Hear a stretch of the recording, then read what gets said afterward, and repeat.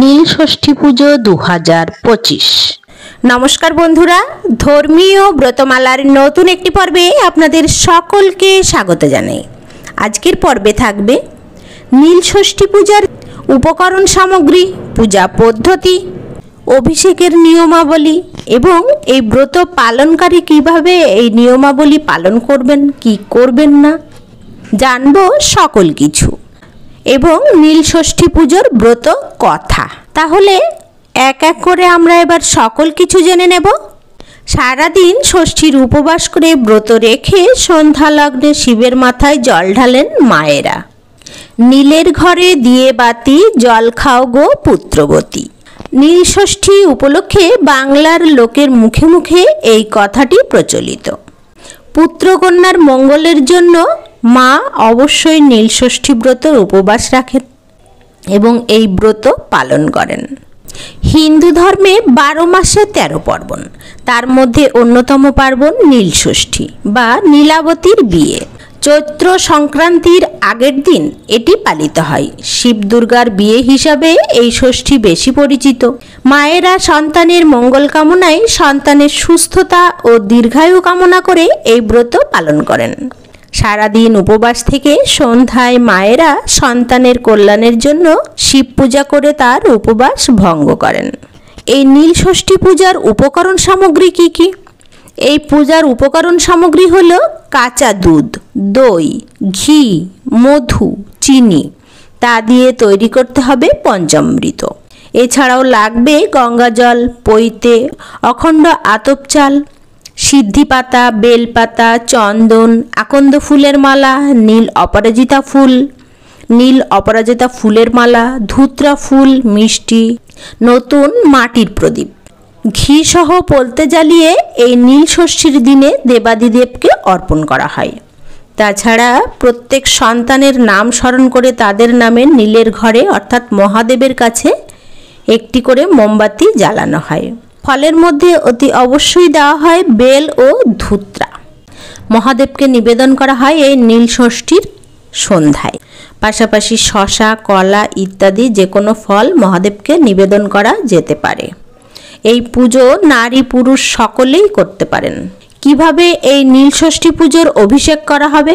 পুরাণ অনুযায়ী শিবলিঙ্গের ডান দিকে চরণে থাকে গণেশ, বাম দিকে কার্তিক, আর শিবলিঙ্গ ভগবতী পার্বতীর হাতে অবস্থান করেন।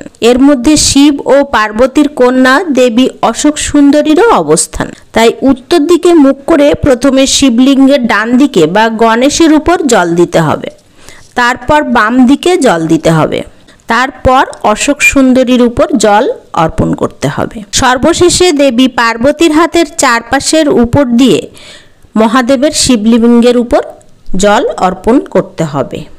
ব্রত পালনকারীদের নিয়মাবলী। যারা এই ব্রত পালন করবেন তাদের ব্রত পালনের আগের দিন নিরামিষ খেতে হবে। ব্রত পালনের দিন মহাদেবের পুজো দেওয়ার আগে মুহূর্ত পর্যন্ত উপবাস থাকতে হবে। কেউ কেউ চাইলে অবশ্য জল, চা এগুলো পান করতে পারেন, সেটা সম্পূর্ণ নিজের ভক্তির ব্যাপার। উপবাস ভঙ্গের পরে ফল, সাবু ইত্যাদি খেতে হয়।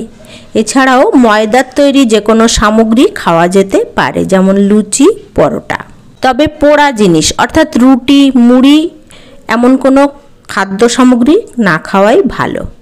এছাড়া লবণ হিসাবে সন্ধক লবণ খাওয়া হয়। নীল ষষ্ঠীর ব্রত কথা।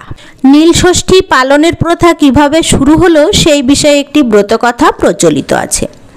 নীল ষষ্ঠী পালনের আগে সেই ব্রত কথা জেনে নেওয়া যাক। একদা এক অত্যন্ত ধর্মপ্রাণ ব্রাহ্মণ ও ব্রাহ্মণী ছিলেন। তারা মন দিয়ে ঈশ্বরের আরাধনা করতেন, কিন্তু তাদের সবকটি সন্তান একে একে মারা যায়। এই প্রচণ্ড আঘাতে ঈশ্বরের উপর থেকে তারা বিশ্বাস হারিয়ে ফেলেন, ব্রাহ্মণ এবং ব্রাহ্মণী। তারা তখন নিজেদের ঘরবাড়ি ত্যাগ করে মনের দুঃখে কাশীবাসী হন।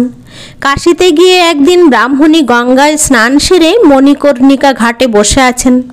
এমন সময় হঠাৎ এক বৃদ্ধা ব্রাহ্মণীকে এসে জিজ্ঞাসা করেন, তুমি কি ভাবছো মা? ব্রাহ্মণী তার সব সন্তানদের অকালে হারানোর দুঃখের কথা তাকে জানান। এত পূজা আরাধনা করেও তার সব কিছু বিফলে গেল। চোখের জল ফেলেন তিনি।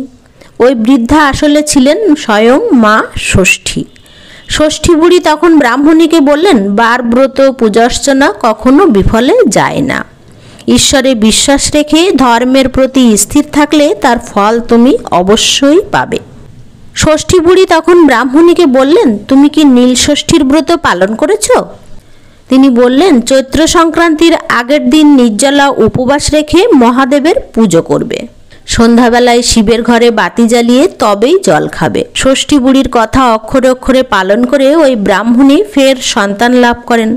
সেই থেকে সন্তানের মঙ্গল কামনা করে এই নীল ষষ্ঠী ব্রত পালন করে আসছে বাঙালি মায়েরা।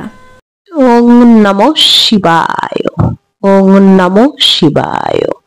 ওং নমঃ শিবায়।